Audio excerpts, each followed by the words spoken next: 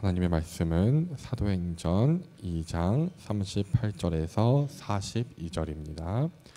사도행전 2장 38절에서 42절입니다.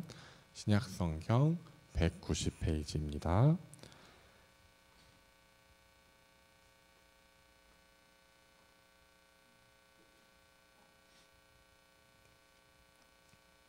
사도행전 2장 38절에서 42절까지의 말씀을 한 절씩 교독하시겠습니다. 베드로가 이르되 너희가 회개하여 각각 예수 그리스도의 이름으로 세례를 받고 죄 사함을 받으라. 그리하면 성령의 선물을 받으리니 너희와 너희 자녀와 모든 먼데 사람 주 우리 하나님이 얼마든지 부르시는 자들에게 하신 것이라 하고, 또 여러 말로 확증하며 권하여 이르되 너희가 이 패역한 세대에서 구원을 받으라 하니, 그 말을 받은 사람들은 세례를 받으며 신도의 수가 3,000이나 더하더라. 함께 읽으시겠습니다. 그들이 사도의 가르침을 받아 서로 교제하고 떡을 떼며 오로지 기도하기를 힘쓰니라. 아멘. 미리암 찬양대 하나님께 찬양 올려드리겠습니다.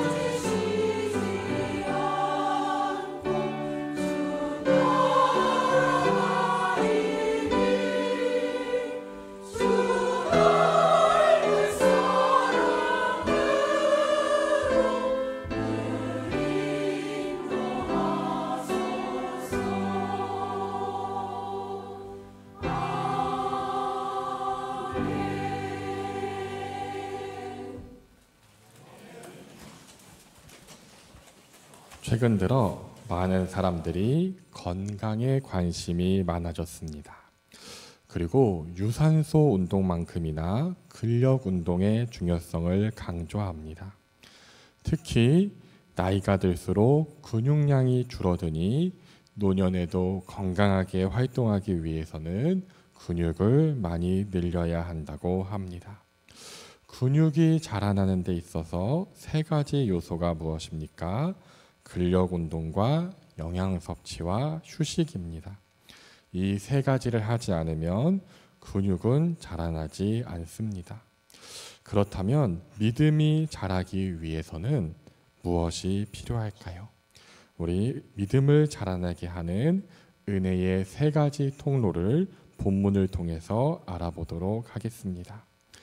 사도행전 2장 1절입니다. 오순절 날이 이미 이름에 그들이 다 같이 한 곳에 모였더니, 예수님께서는 부활 승천하실 때 예루살렘을 떠나지 말고 약속된 성령을 기다리라고 하셨습니다.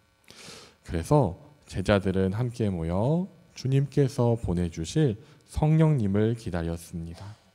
오순절날 하늘로부터 급하고 강한 바람 같은 소리가 있었습니다. 그리고 불의 혀처럼 갈라지는 성령님께서 각 사람에게 임하셨습니다. 사도행전 2장 4절입니다. 그들이 다 성령의 충만함을 받고 성령이 말하게 하심을 따라 다른 언어들로 말하기를 시작하니라. 성령님께서 임하시자 제자들은 성령님의 은혜로 외국어를 말하기 시작합니다. 사도행전 2장 5절입니다.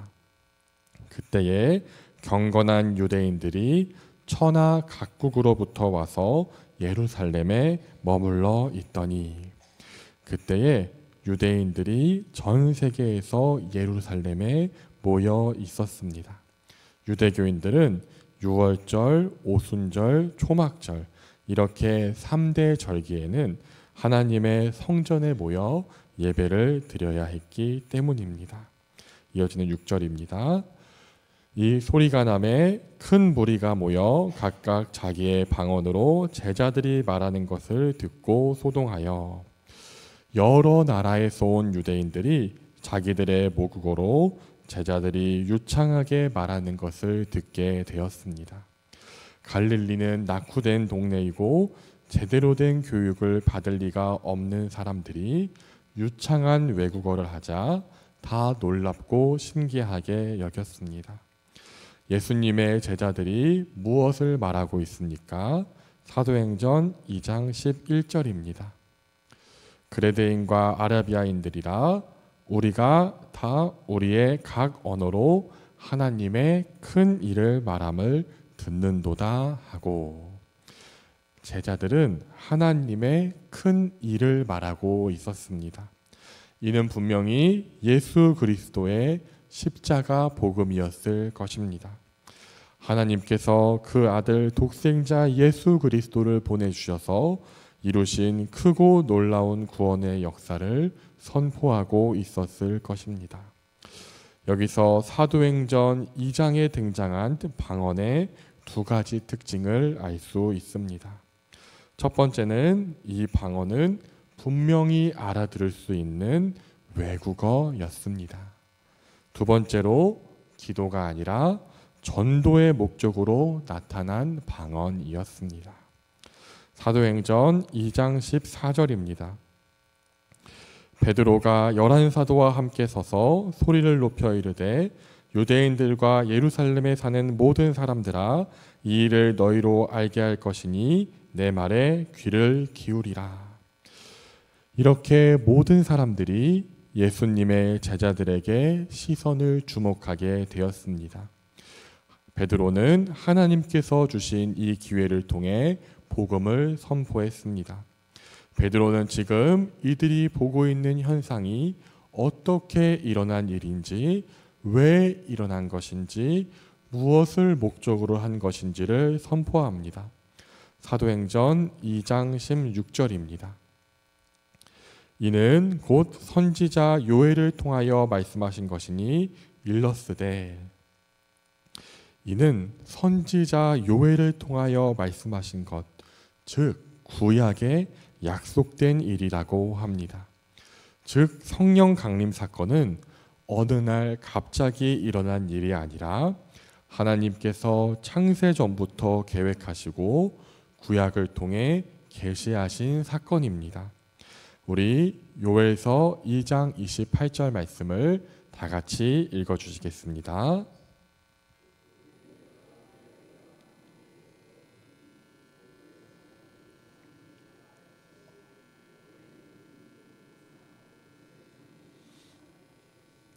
아멘. 감사합니다.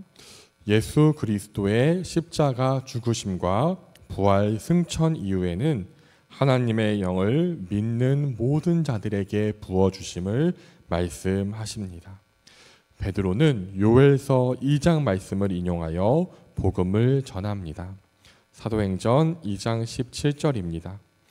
하나님이 말씀하시기를 말세에 내가 내 영을 모든 육체에 부어주리니 너희 자녀들은 예언할 것이요 너희 젊은이들은 환상을 보고 너희 늙은이들은 꿈을 꾸리라.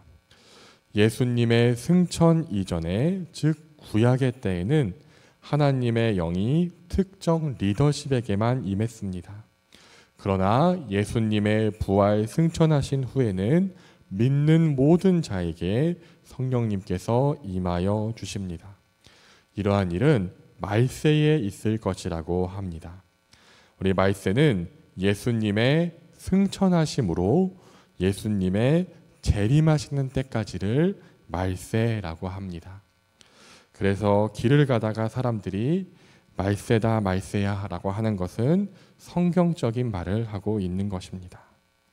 네, 웃으셔도 괜찮습니다. 그리고 성령님께서 임하시면 예언을 합니다. 어떤 예언을 합니까? 예수님께서 다시 오십니다. 죽음 후에는 반드시 심판이 있습니다.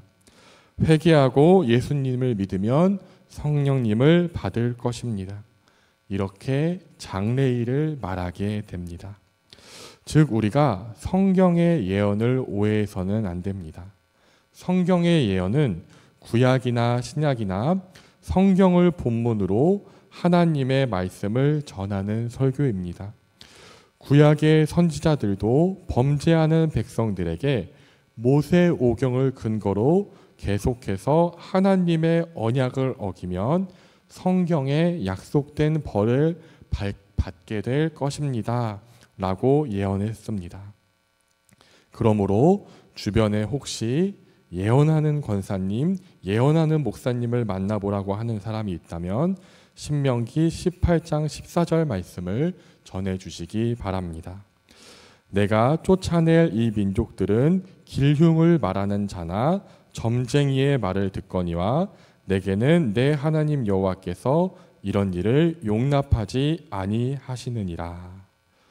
길흉에 대한 주권은 오직 하나님께 있으며 사람은 결코 이를 점쳐서는 안 됩니다. 예언한다고 하는 권사님을 목사님을 찾아가 보면 뭐라고 합니까? 사람을 조심해라, 차를 조심해라. 네, 항상 조심하고 있습니다. 그 외에는 그 무엇도 조심할 것이 딱히 없습니다. 혹은 언제 결혼할 것이다, 언제 취업할 것이다, 어느 대학을 갈 것이다. 이러한 기륭을 점치고 예언하는 사람들은 절대로 따라가서는 안 됩니다. 이는 하나님께서 용납하지 않는 일입니다. 성경의 예언은 바로 성경을 본문으로 한 설교 말씀을 말하는 것입니다. 사도행전 2장 22절입니다. 이스라엘 사람들아 이 말을 들으라. 너희도 아는 바와 같이 하나님께서 나사렛 예수로 큰 권능과 기사와 표적을 너희 가운데서 베푸사 너희 앞에서 그를 증언하셨느니라. 예수님을 향한 첫 번째 증거는 구약의 예언이었습니다. 베드로는 이제 두 번째 증거를 가지고 옵니다.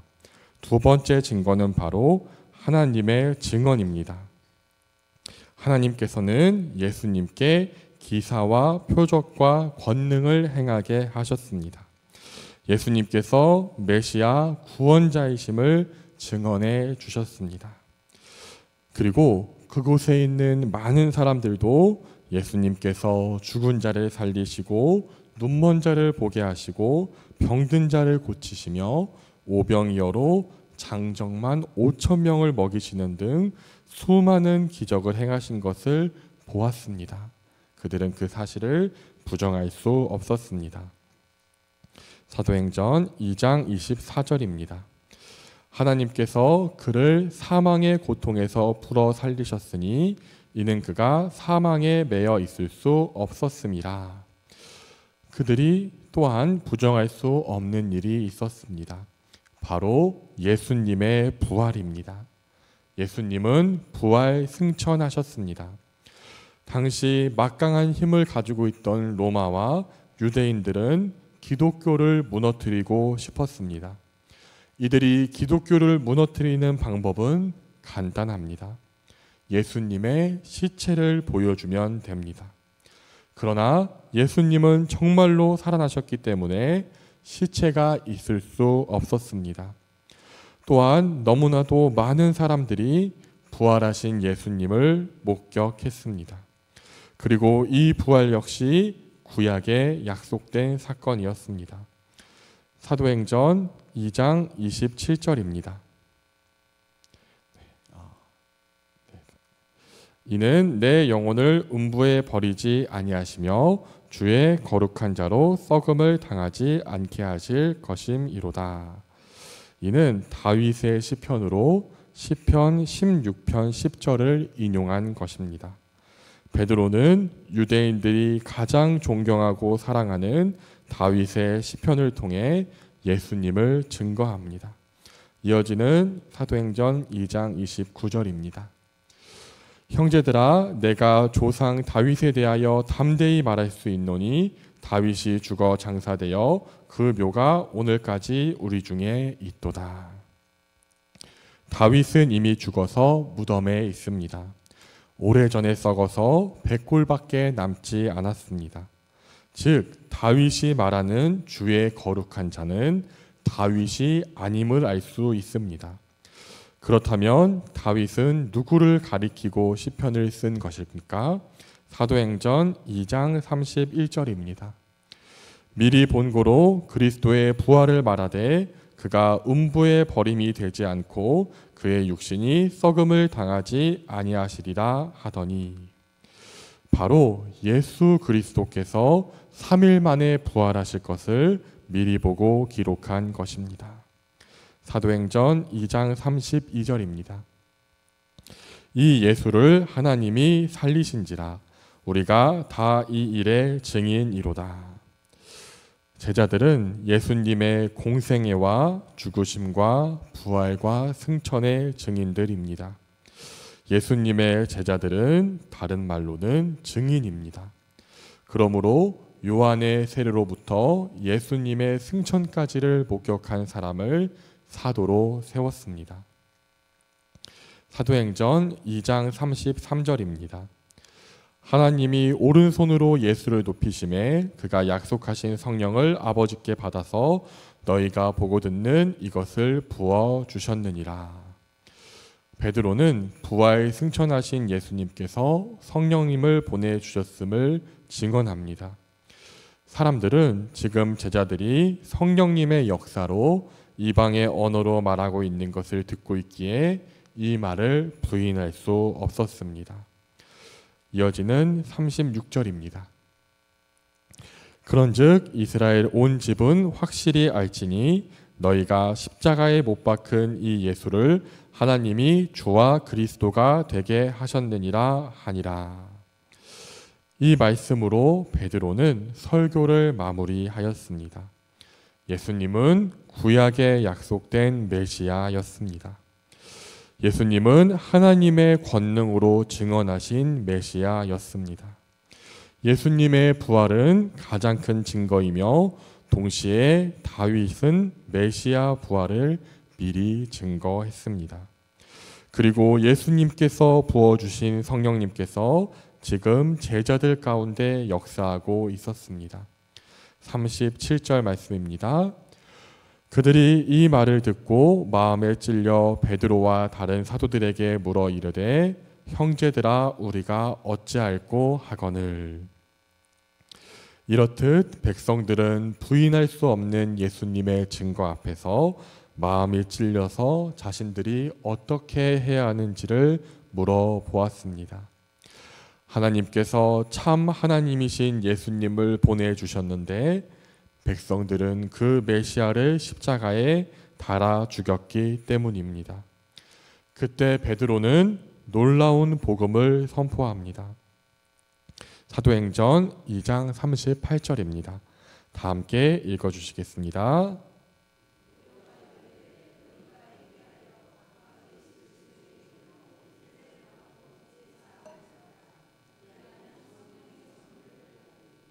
아멘. 회개하면 된다라고 합니다. 참 하나님의 아들 예수 그리스도를 때리고 모욕하고 거짓 모함하고 침을 뱉고 옷을 벗기고 수치를 주고 채찍질하고 십자가에 달아 죽였는데 회개하기만 하면 용서해 주신다고 하십니다. 그런데 그뿐만이 아닙니다. 회개하고 세례를 받으면 성령을 부어 주신다고 하십니다. 이는 놀라운 복음이며 복된 소식입니다. 하나님 앞에서 예수님을 의지해서 나아가서 죄를 고백하고 회개하기만 하면 우리의 모든 죄를 용서해 주신다고 하십니다. 여기서 은혜의 세 가지 통로 중에 하나가 등장했습니다. 우리 38절 한번 다시 보여주시겠습니다. 무엇일까요? 회개? 회개? 네. 정답은 세례입니다. 네, 바로 성례입니다. 성례는 세례와 성찬입니다. 이날에 3,000명의 사람들이 세례를 받고 그리스도인이 되었습니다. 자, 42절입니다. 그들이 사도들의 가르침을 받아 서로 교제하고 떡을 떼며 오로지 기도하기를 힘쓰니라. 그리고 이들은 사도들의 가르침을 받고 교제하며 떡을 떼고 기도하기를 힘썼습니다. 이 42절 말씀 안에 다시 한번 보여주시면 은혜의 통로 세 가지가 모두 등장했습니다. 첫 번째 무엇일까요? 가르침, 맞습니다. 하나님의 말씀입니다. 사도들은 성도들의 믿음의 성장을 위해 하나님의 말씀을 전했습니다. 두 번째 무엇입니까? 네, 성찬입니다. 함께 모여 떡을 뗐습니다. 우리를 위해 찢기시고 죽으신 예수님의 몸을 기념했습니다. 포도즙을 마시며 우리를 위해 흘리신 피를 기념했습니다. 세 번째 무엇입니까? 기도. 아멘. 이들은 오로지 기도하기에 힘썼습니다. 그러자 어떠한 일이 있었습니까? 47절입니다.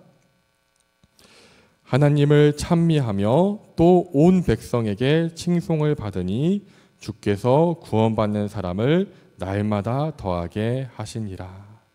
아멘. 말씀과 성례와 기도를 통해 하나님의 자녀들은 날마다 믿음이 자라났습니다. 그렇게 자라난 믿음으로 서로를 섬기고 사랑하며 예수님의 사랑을 실천했습니다. 그러자 온 백성에게 칭송을 받으며 구원받는 사람들은 날마다 더하여졌습니다. 우리 웨스트민스터 신앙고백서 14장 구원 얻는 믿음에 관하여 1항 믿음의 원천 한번 함께 읽어주시겠습니다. 선택된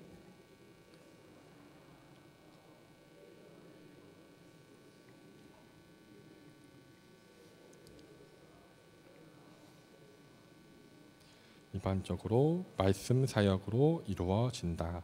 또한 그것으로 그리고 성례들의 집행과 기도로 그것은 증가되고 강화된다. 아멘. 감사합니다. 구원 얻는 믿음은 오직 은혜로 주어지며 이는 성령님께서 우리 안에서 행하신 역사로 인한 것입니다. 그리고 하나님께서 이 성경을 통해서 믿음이 성장할 수 있는 세 가지 은혜의 통로를 가르쳐 주십니다. 이는 말씀과 성례와 기도입니다. 말씀과 성례와 기도를 통해 믿음은 증가되고 강화됩니다. 결론입니다. 근육이 자라기 위해서는 근력 운동과 영양 섭취와 휴식이 꼭 필요하듯이 믿음이 자라기 위해서는 말씀과 기도와 성례가 꼭 필요합니다. 그리고 마침 이번 주는 세례가 있는 성례 주일이며 다음 주는 성찬이 있는 성례 주일입니다. 아직 세례를 받지 않으신 분들은 꼭 교육을 받으시고 학습과 세례를 받으시며 성찬에 참여하심으로 믿음이 증가되고 강화되시기를 소망합니다. 또한 초대교회 성도들과 같이 항상 모이기를 힘쓰며 예배에 참여함으로 늘 설교 말씀을 듣고 또 말씀을 통독하며 묵상하며 날마다 시간을 정해서 기도하기를 힘쓰면 믿음이 자라납니다. 이 세 가지를 하지 않고 믿음이 왜 자라지 않을까 고민하는 것은 운동을 하지 않고 영양 섭취나 휴식 없이 왜 근육이 자라지 않을까 고민하는 것과 같습니다. 그러므로 늘 말씀을 듣고 읽고 성례에 동참하며 기도에 힘쓰므로 날마다 믿음이 증가되고 자라나는 우리 모두가 되시기를 기도합니다.